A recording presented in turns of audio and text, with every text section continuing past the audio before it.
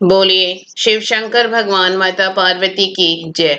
मैं आप सभी को ये बताना चाहती हूँ कि हमारे दो चैनल और भी हैं, मधुर भजन और आरती के लिए मन राखियो और डेली जनरल नॉलेज के क्वेश्चंस के लिए लर्निंग बाय डूइंग। इन दोनों के लिंक डिस्क्रिप्शन बॉक्स में दे दिए हैं, एक बार आप जाकर देखिएगा जरूर। आज हम श्रावण मास महात्म्य में अध्याय 8 का गुणगान करते हैं। अगर आपको अच्छा लगे तो लाइक शेयर सब्सक्राइब जरूर कीजिएगा।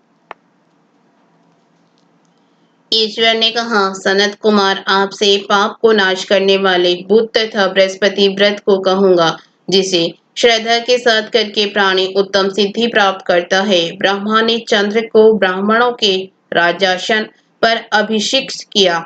किसी काल में चंद्रमा ने श्री बृहस्पति की तारा नाम वाली पत्नी को देखा। वह रूप यौवन संपन्न लावण्य मद गर्वित देख उसके रूप पर मोहित हो गया। काम बाण के वश में हो गया। अपने घर में रख चंद्रमा ने गुरु पत्नी को बल से उपभोग किया। इस प्रकार बहुत काल बीत जाने पर उसके एक पुत्र हुआ।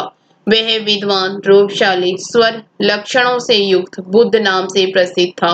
बृहस्पति अपनी स्त्री को खोजते हुए चंद्रमा के घर में गया। चंद्रमा से कहा, मेरी पत्नी दे दो। गुरु की स्त्री के साथ तुमने कैसे गमन किया? गुरु तुल्य पाप से तेरा कैसे छुटकारा होगा? इस बड़े पाप के संयोग में तुम्हारी कैसे बुद्धि हुई?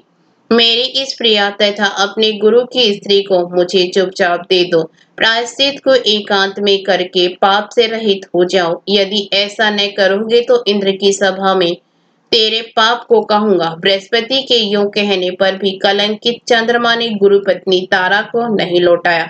तो देव सभा में जाकर बृहस्पति ने इस वार्ता को कहा कि मेरी पत्नी को चंद्रमा ने ग्रहण कर लिया है और वह मांगने पर भी नहीं देता है।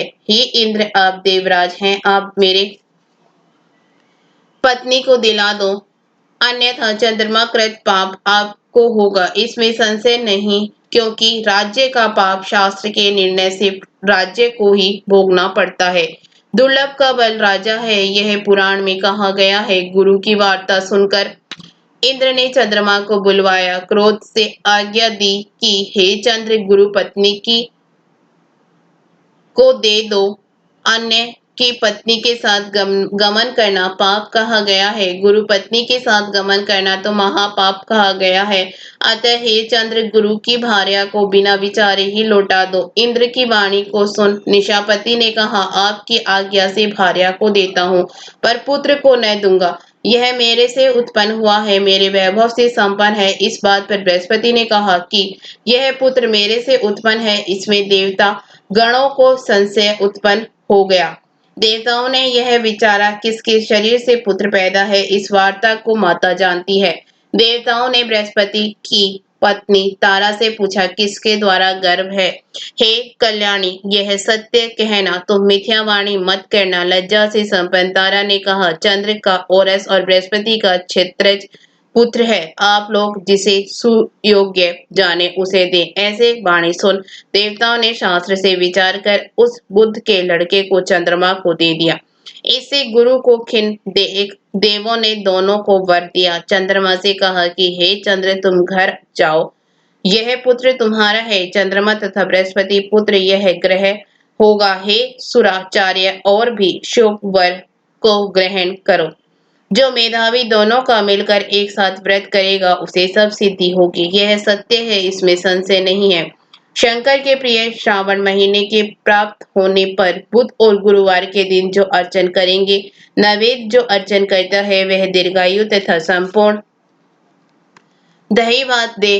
दोनों मूर्ति को झूले पर लिखकर गुणों से युक्त पुत्र प्राप्त करता है। जो प्राणी खजाने में मूर्ति को लिखकर यदि अर्चन करेगा तो उसके खजाने की अभिवृद्धि होगी तथा उसका क्षय नहीं होगा।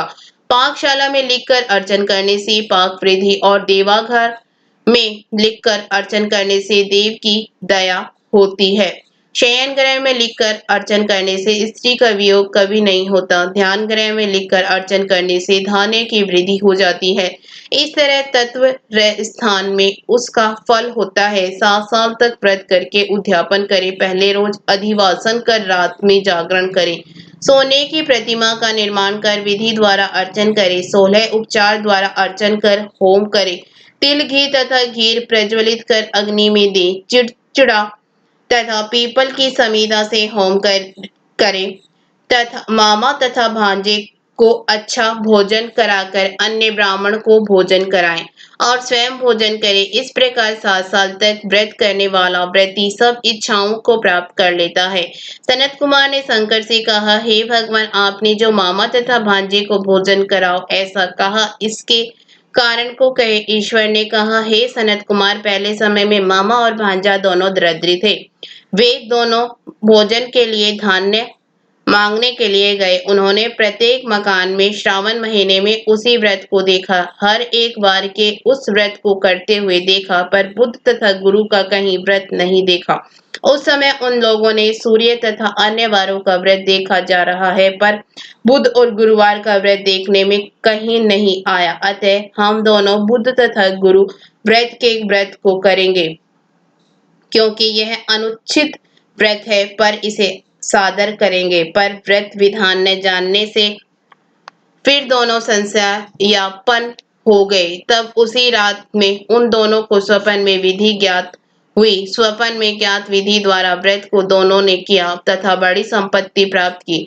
वह ऐश्वर्य दिनों दिन बढ़ता नजर आने लगा। इस प्रकार 7 साल तक व्रत कर वे पुत्र पौत्र आदि से संपन्न हो गए। प्रत्यक्ष हो बुद्ध तथा गुरु ने उन दोनों को वर दिया कि आप लोगों ने हमारे व्रत का सुविचार किया, अतः आज से इस शुभ व्रत को जो करेगा वह निश्चय मामा तथा भांजे को भोजन कराएगा।